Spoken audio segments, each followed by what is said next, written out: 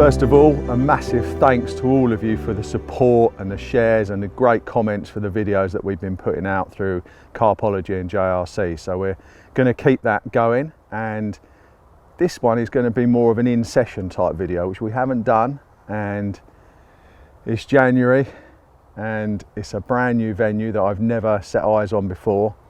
I know a little bit about it because I know a couple of mates have fished it, and it's run by a very well known and really good fella, Jamie Londor. So this is Stamford Rivers Syndicate out in the middle of darkest, gloomiest at the moment Essex countryside.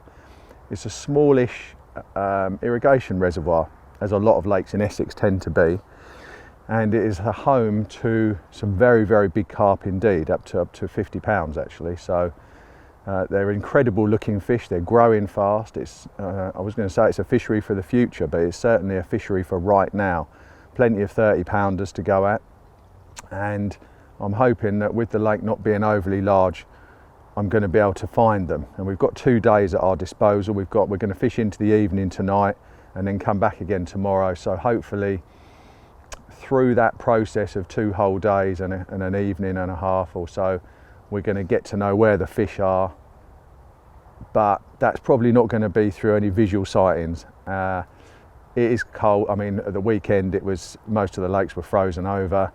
We're on a brief window of warmer weather from a really bitterly cold spell. So today's not too bad. We've got about 6 degrees today.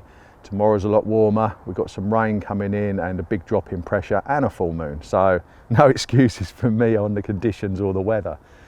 So I got here at first light. I've done a couple of laps, and all I've seen are a few, not fizzing even, but a few, like 3 or 4 pinprick bubbles in this area at the far end of the lake. So I'm going to start up by pitching up here, and I think probably the first thing I'm going to do is flick about a bare lead and see if I can hit any fish on the way down with either lead or the line. Quite often with big groups of fish, if you're using a small light lead and you cast it around, if you can feel the fish on the drop, and when there's not much showing, that's a fantastic way of locating a fish, particularly somewhere like this which has got a big number of fish and it's got depth, volume of water. So you've got 20 foot of water. Now if you've got 50, 60 or more fish in an area, off the bottom you should be able to ping them. So that's my sort of cheap depth finder, feature finder, fish finder method without any tech. So that's going to be my first port of call. But I've had a long drive to get down here. It's a work trip. We've got a film to make. First of all, I want a good strong cup of coffee, and then we're going to look at the session as it unfolds.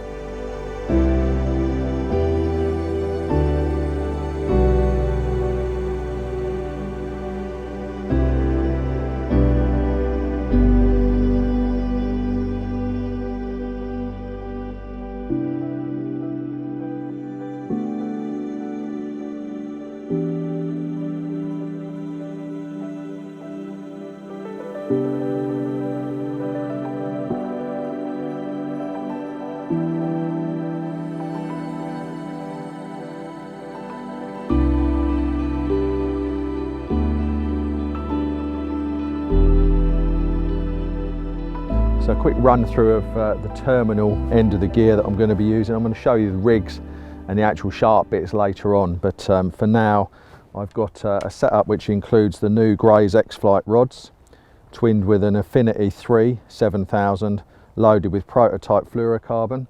The water here is very clear, and certainly when you're fishing for liners, I think if you've got a line the fish can't see, it helps you get more liners, you know, so certainly during the daylight. So I'll be fishing with the fluorocarbon straight through.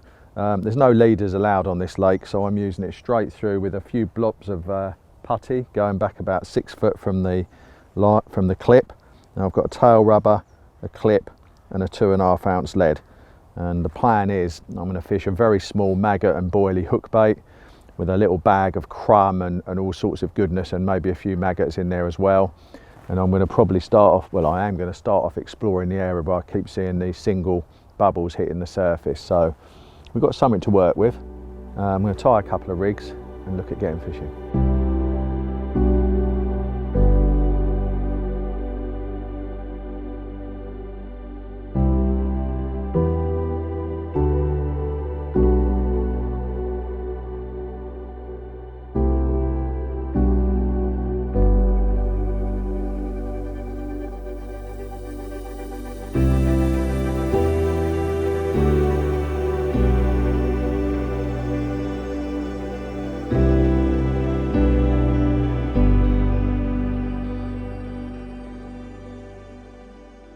So the presentation beyond the lead, the hook link and the rig setup is pretty much my standard winter go-to tactic actually, which is a Maggot and Boilie combo hook bait.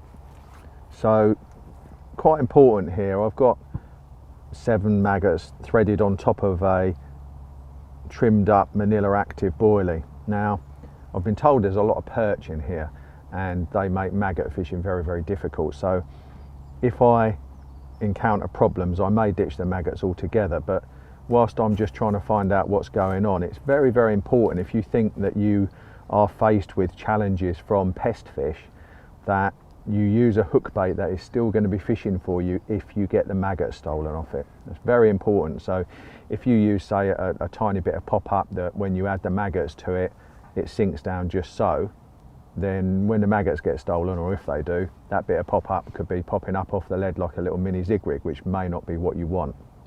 So just bear that in mind and think about your presentation. So if I lose these 7 maggots off here, I've still got a nice trimmed up 2/3 of a 10mm or 12mm Manila Active Boilie, which will sit hard on the bottom. So I've got that to a ruthlessly, ridiculously sharp size 8 hook, braided hook link, a couple of bits of putty to keep it on the hook on the deck, and lead on a clip. Very, very simple. It's my standard sort of winter tactic, and of course to that rig I will always attach a little golf ball of the mix, which you would have seen on the previous winter video, which is Manila Crumb, Manila Active Mix, Bailey's Irish Cream, of course, condensed milk, and Manila Cloudy Liquid. That's all mixed in there with some tiny little bloodworm pellets and a few maggots. That's all in there, not much of it, but enough to get a bite, hopefully. So I'm going to attach that to the rig, and all I'm going to do is cast it where I've seen these single bubbles popping up.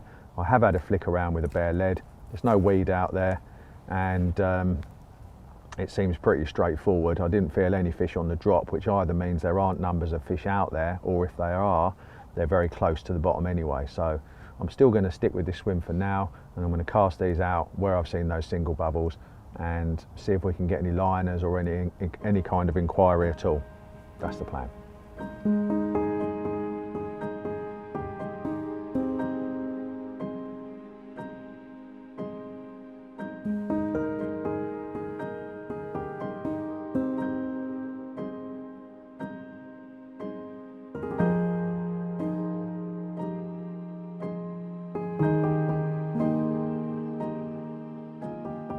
Okay, let's keep expectations real. I have no fear whatsoever blanking for the cameras. I've done it before and I'll do it again. It's going to be a tall order to catch a fish on this trip. I know it's early days, we've only just got fishing, but let's keep it realistic. This is a very small, very pressured lake. It's got a lot of big fish in. So if we get one, you know, the average size is very high. So we'll be working non-stop to try and get that bite. I've got the rods in position now. I've got 3 out. I've got two in front of me and 1 just down to the side.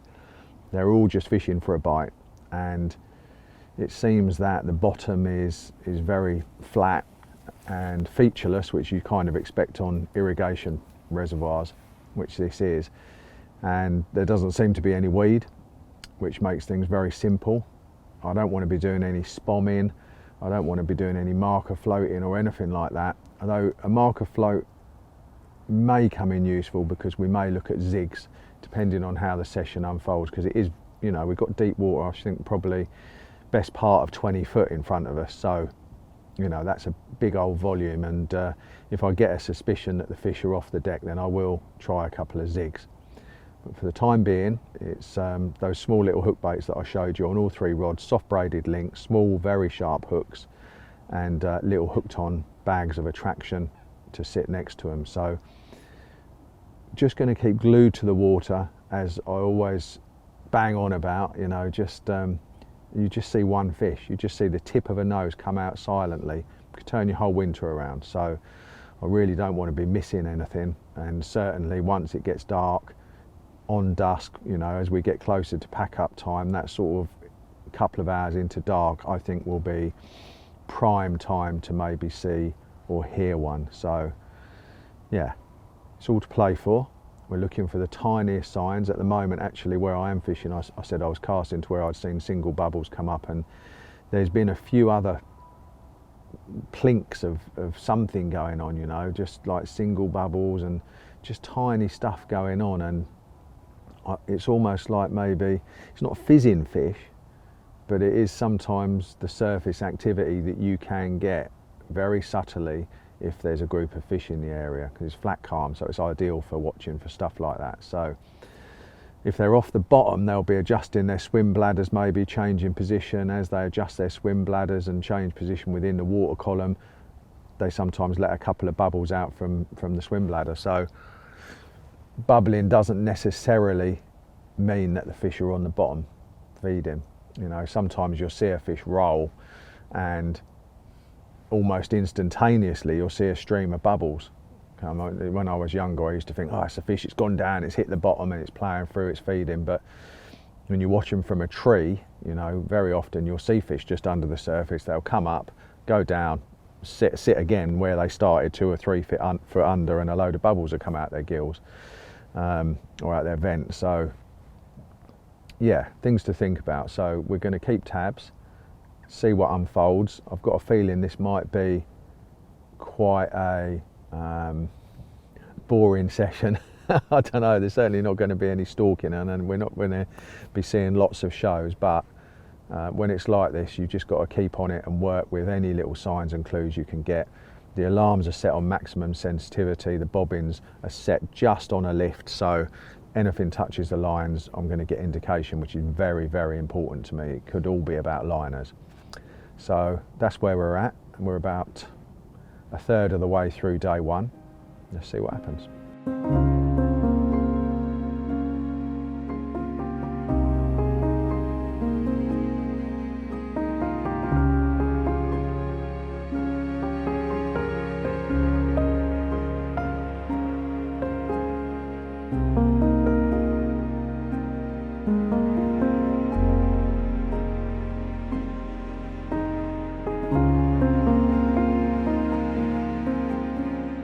Okay, so the day is slowly slipping away. We've got maybe an hour left of filmable light. We're going to fish on into the evening for 2 or 3 hours after dark, and that's when I'm most hopeful of seeing some kind of activity. At the moment, nothing has showed. I've not had a liner, not felt a fish on the drop. What I have been able to see is quite a lot of tiny, microscopic almost activity, which are single bubbles, and they've just started to develop into tiny little clusters and pairs in the same zone. So it's what drew me to the area in the first place, but now it seems focused on one particular side of the swim. I've already cast 1 rod onto it. It's very, very deep there, but there definitely seems to be something going on. As the light levels decrease, I'd expect that if it is bubbles caused by tentative feeding activity, I would expect those to increase in tempo, and that seems to be exactly what's happening. Instead of just seeing 1s, which I've seen since I arrived across the zone, I'm now seeing 2s and 3s. And it's also become more focused in a particular zone, maybe the size of a couple of bivvies.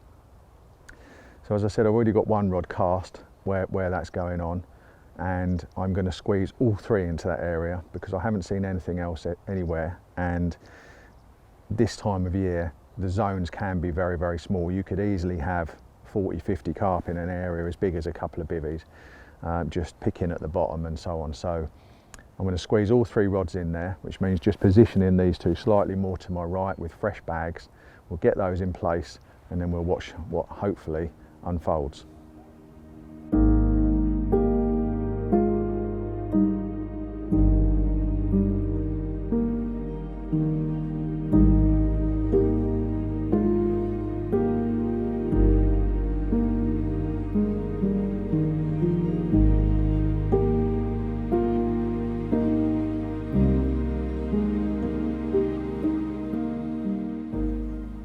Never really mind a swim move, as you probably know, but I'm not going to move if there's no need to. And the spot that I'm casting to is in between the swim I'm in and the one next door, so having made the cast, both of these rods are dropped right where that bit of bubbling was going on. Very deep, but it doesn't bother me. Never let it bother you if the water is deep. Just fish where the carp are. Don't think, oh, it's 25 foot, whatever. If the fish are there, fish for them. So I'm just making sure that the line is coaxed round from where I cast back to the bite alarm. So you never put a rod down on a bite alarm unless the line is pointing directly from the rod to the spot. You don't want any bow or anything that could compromise indication. So very carefully lay it down how you want it. I'm not going to sink this as I normally would, because I do want the line running a little higher through the water than normal, just to see if I can get a couple of liners, because you know that would help to cement the location theory at the moment, which is just purely based on bubbles, and I'm sure it's carp, but I would welcome a liner or two, that's for sure.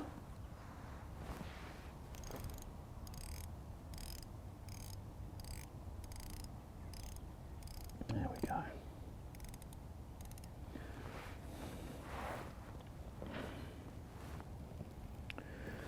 So I've got my alarm set to maximum sensitivity, and the bobbins are set so that they're just resting on the ground. They're big heavy bobbins, they're sort of half on the ground actually, half on the ground, half lifted, so that it creates a very sensitive pivot point.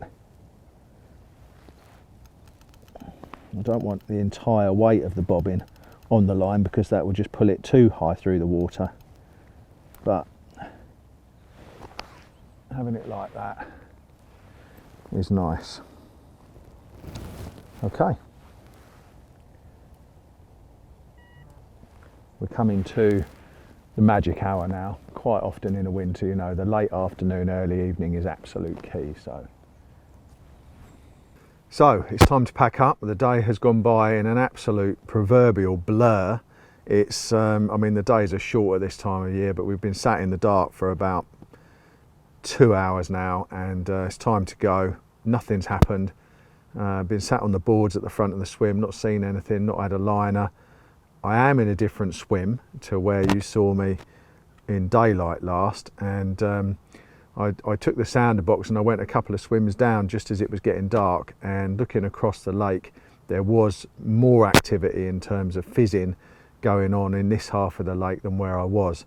So got round here for the last couple of hours, hasn't paid off, but feel like I'm narrowing the hunt slowly. I think there were fish where I was, but whether they were there in any big numbers, the fizzing was, well, it wasn't fizzing, it was very, very light, tentative bubbling. Whereas round here it has been more akin to aggressive feeding, or certainly more serious feeding. So I think this is the zone to be in. This is where I'm going to come back to in the morning if the swim is free.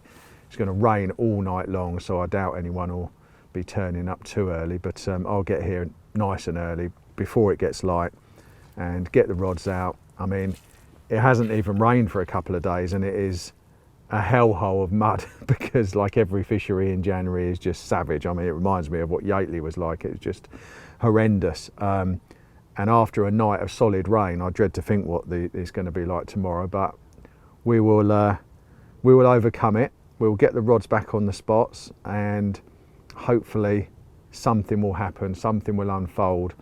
We've got warm weather, we've got good moon, we've got good air pressure, and I think I'm closer to the fish now, so it's all to play for tomorrow.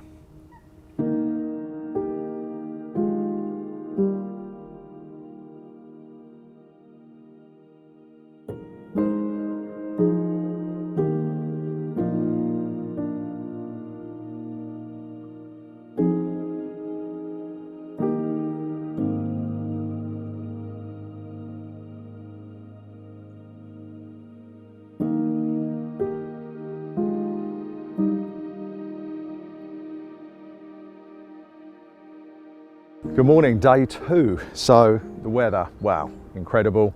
I mean, we've got temperatures in double figures today, which is very pleasant to be out in. The rain's abated for a little while, it's coming back later on, but I got the rods out in the dark this morning and I've had quite a lot of liners, so I feel that I'm really in the right zone now. And I managed to get myself some naked bead systems when I was at home, so I'm just changing the rods one by one now to the depth charge, just with a little bag, maggot hook bait balanced with a tiny bit of foam. So I'm going to get these out. 2 are out at the moment on clips, which is what I was using yesterday, which is fine. That's how I used to fish, but I do favour the depth charge system, especially if you're getting the rig down through deeper water as well, without it coming off. I haven't had it coming off. You can always feel if a bag comes off on the descent because it will go down slow and then it will suddenly speed up. Haven't had that as a problem, but I just like this setup. I like the way it lays and sits on the bottom, and if anyone hasn't seen that, then check it out on a previous winter tutorial session video. So I'm going to get this rod out and I'm going to do the other 2. Looks mega good for a bite or for something to happen. As I said, I've been getting liners, feeling confident.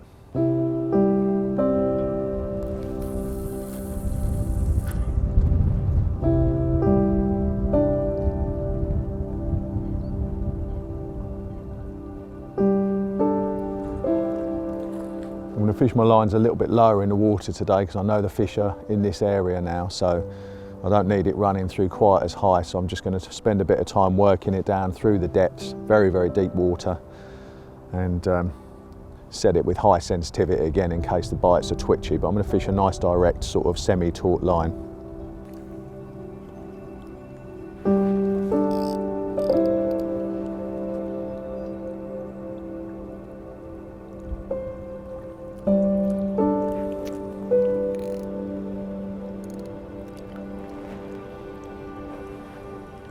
Just a quick tip on maggot fishing. My favoured presentation really for the last 20 plus years has just been a bunch of maggots straight on the bottom and not popped up or anything like that. And so I sort of tend to thread about, if I'm fishing a big bunch, 21, if it's a smaller bunch like this, 14 maggots, thread them onto the floss or the cotton, and on the actual rig itself, and this is a nice little tip, instead of tying the maggots to a ring on the back of the hook, which is what I used to do, when you're fishing a supple braided hook link, that ball of maggots riding around on the bottom can really twist things up. So tied to the end of the hair is a tiny little Thinking Anglers mini rig swivel, and over the top of that a tiny little piece of foam, which I push over the top of the swivel so the eye is exposed, and then it's just a simple process of tying the maggots to that ring, so that the ball of maggots sits next to the hook, but it can't flip or come round and mask the hook at all because of the movement of the swivel.